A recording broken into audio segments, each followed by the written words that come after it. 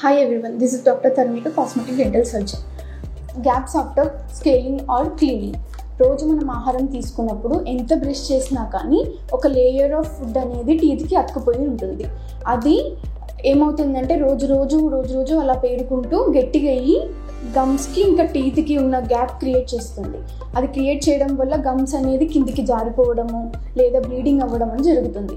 మనము ఇలా గట్టికున్న దాన్ని క్లీనింగ్ ప్రకారం తీసినప్పుడు ఆ గమ్స్ అనేది మనకి క్లియర్గా కనిపిస్తుంటాయి అన్నమాట. అంతేకాని క్లీనింగ్ చేయడం వల్లనే లేదా స్కేలింగ్ చేయడం వల్లనే మనకి గ్యాప్స్ క్రియేట్ అయినట్టు కాదు.